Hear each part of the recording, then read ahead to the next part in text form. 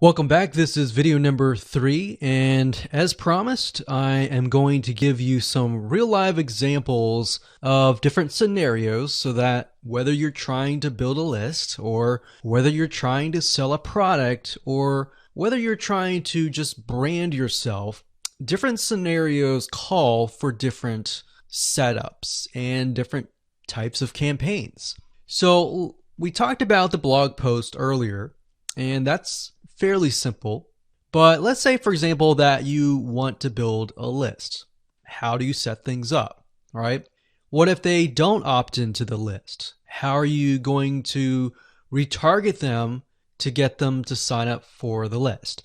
So what you really have to do is you have to get an idea of what you want to achieve. What action do you want? Do you want an email? Do you want a sale? Do you just want to brand yourself and expose people to your awesome content?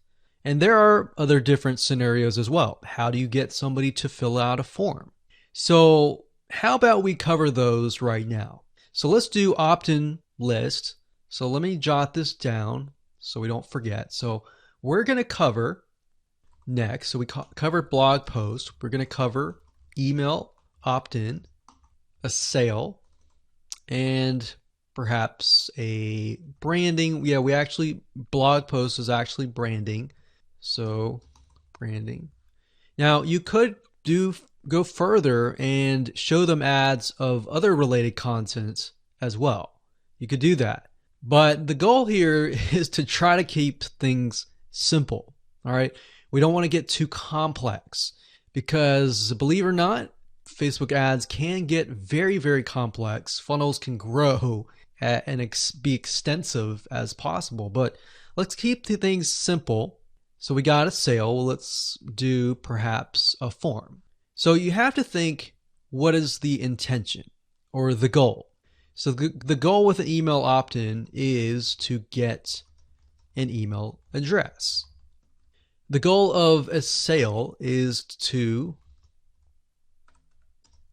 obviously get someone to spend money. So getting somebody to pay. So get someone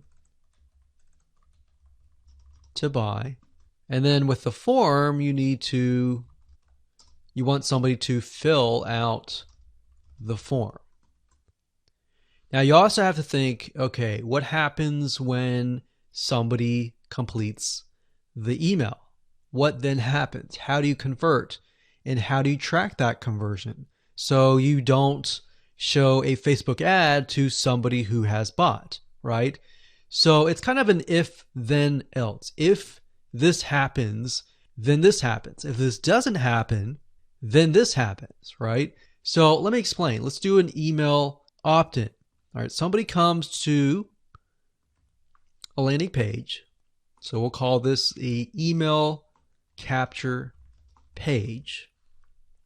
And then, of course, there's going to be a Facebook pixel on this email captured page.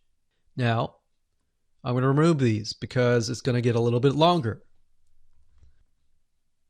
And I'm going to delete this. I'm going to actually copy this back, but we're going to move this over here.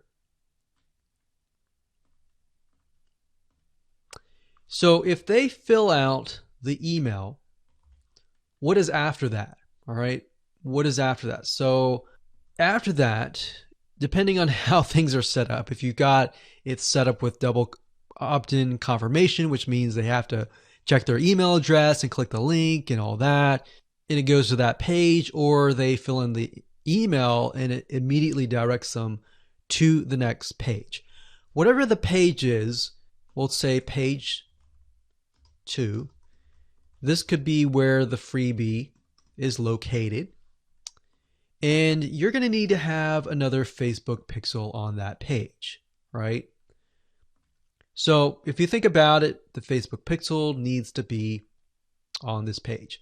Now, the only reason why we would want to show a Facebook ad is if they came to the email capture page, but they did not give us their email, right? In other words, if they did not fulfill the action, then you need to show a Facebook ad. If they did fulfill the action, you don't need to show the Facebook ad, unless, of course, you're selling a product. But like I said, let's keep it simple. So from this point, they either give us the email and then they land on this page. And this Facebook pixel will need to, we'll call it a conversion, and it will need to let us know if it actually converted. Now, if they did not, so we'll put over here,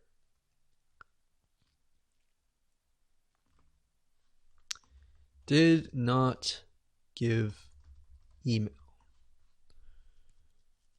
So this is if they gave us the email. If they did not give us the email, and that's why I put an arrow here. So these are scenario 1. So we could actually name this. Let's name this scenario 1.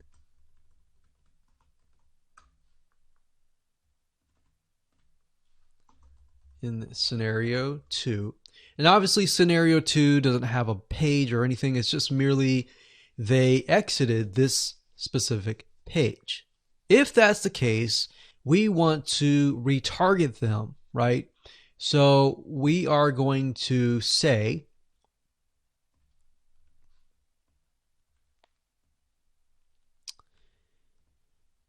if they did not give us the email, then we're going to put them into a custom audience.